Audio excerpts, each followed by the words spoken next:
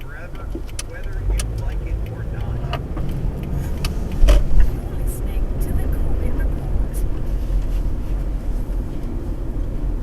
Hello friends, James Corbett here, CorbettReport.com. It is currently the 18th of March 2020 here in Japan. It is still St. Patrick's Day in New York City, and although that generally would mean happiness and partying, and I would expect Jason Burgess to be out having fun with his friends, no, not this year, not in 2020. That's not the way 2020 is rolling. So today we're going to be talking once again to Jason Burgess. If you're not subscribed to him, why not? I wholeheartedly implore people who have not been watching his coverage over the last few weeks to go back and do so, because you will see everything he's been talking about has been coming true in the news a few days later, and it's remarkable to watch, because obviously Jason knows what he's talking about, and he has been following this story like a hawk regarding specifically what's happening there in his backyard in New York State. Jason Burgess, thanks for coming back on.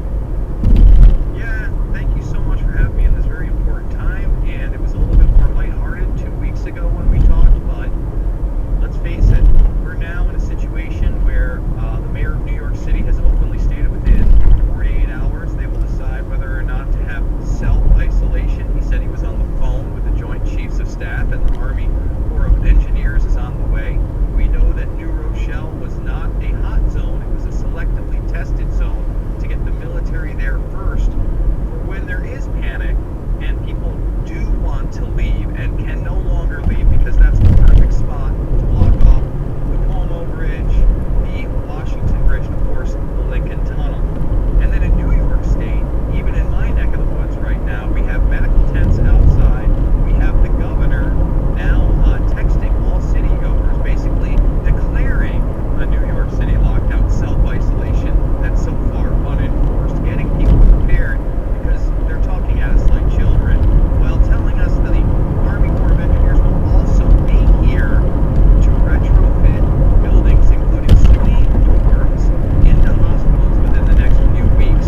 We'll also have drive-through centers where people can get tests run by FEMA. Local Walgreens and CVS will be used to that. And here's the thing, James.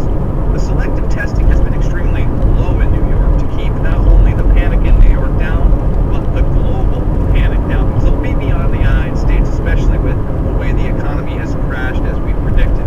Correct? So what they also announced today is by Thursday they'll be testing 200 people a day in the city.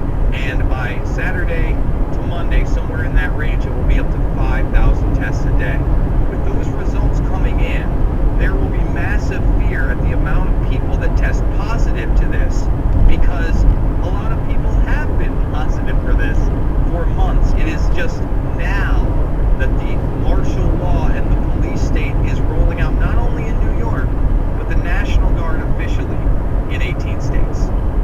Exactly right, and as I say, you've been talking about this for weeks and telling people what's coming, and as we speak, as we're recording this, apparently one of the big Twitter trends at this moment is NYC lockdown, because people are finally starting to understand it is coming. They're just prepping people to get ready for it. It is coming. So let's back it up a little bit.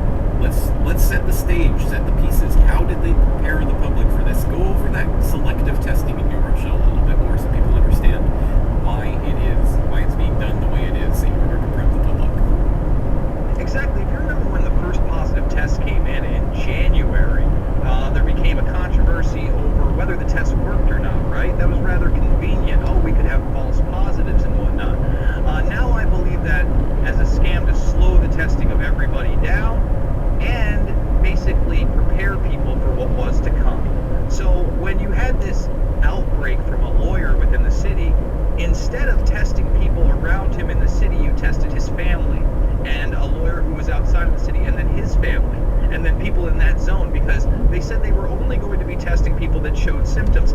Although this is 10 to 100 times more infectious than the flu, and the majority of people that get it are asymptomatic. Well, that shows you would do selective testing and then say that hot zone was there. Anybody can look at a